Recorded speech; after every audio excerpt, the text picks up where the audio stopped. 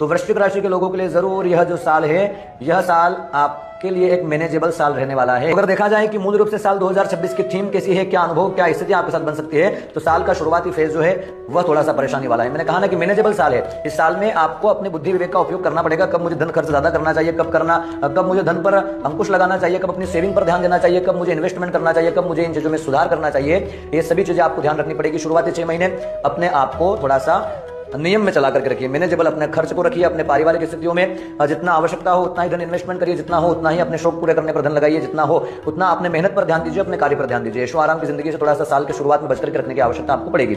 साल का जो उत्तरार्ध का समय है, यहाँ पर आपका भाग्य आपका सपोर्टिव है, किस्मत आपका साथ दे रही है, नए कार्य आपको मिल रहे हैं, कामकाज में आपको सफलता प्राप्त हो रही है, और जो लक्ष्य आप साल के शुरुआत में विचार कर रहे हैं वो जुलाई के बाद आकर के बहुत अच्छी तरीके से आपको प्राप्त हो रहे हैं। साल का शुरुआती दौर मूल रूप से अगर देखा जाए, मुख्य रूप से देखा जाए, तो यह जो समय रहेगा इसमें मार्च अप्रैल थोड़ा सा आपको ज्यादा परेशान कर सकता है। जनवरी फरवरी फिर भी ठीक स्थिति में है, मई जून फिर भी ठीक स्थिति में आपको रहने वाला है। अब आगे क्या होगा, जून के बाद का जो समय है, यहां पर आपको बहुत अच्छी खबर सुनने को मिलेगी।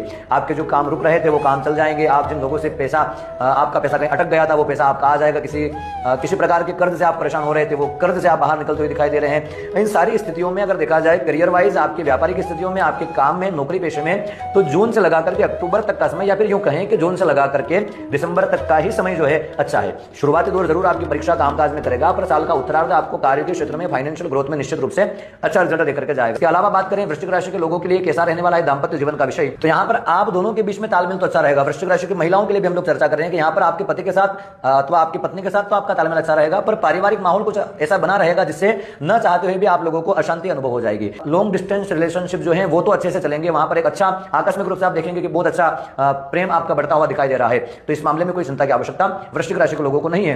वृश्चिक राशि के लोग अगर अपने विवाह के बारे में विचार कर रहे थे, यहाँ पर मई जून जुलाई का समय आपको इस मामले में बहुत अच्छा रिजल्ट देकर के जाएगा। इसके अलावा समय आपका अच्छा है। अगर आप वृश्चिक राशि के विद्यार्थी हैं तो यहाँ पर आपको ध्यान रखना पड़ेगा, आपकी मेहनत को करने पर, आपकी स्किल को डेवलपमेंट करने पर आपको ध्यान देना। 2025 में किसी विषय में बार बार असफल हो रहे थे तो 2026 में भी आशा मत रखिए उसमें सफलता की, कुछ नया करने पर ध्यान दीजिए। जून के बाद में आपको लगेगा कि हाँ, अब जो है मेरा वातावरण जो है, पढ़ाई का आसपास का जो माहौल है वो अच्छा हो रहा है, ऐसे लोग मेरे जीवन में आ गए जो मुझे अच्छे रिजल्ट दे रहे हैं। तो जुलाई के बाद में समय अच्छा है, और अगर आप उस मामले में उस तरीके से उस अपनी मेहनत को करेंगे तो साल का जो उत्तरार्ध है वो आपको बहुत अच्छा रिजल्ट देकर के जाएगा। तो विद्यार्थियों के लिए साल का शुरुआती फेज थोड़ा सा कमजोर, जून से लगाकर के दिसंबर तक का समय बहुत बेस्ट, अगस्त सितंबर अक्टूबर सबसे अच्छा समय आपका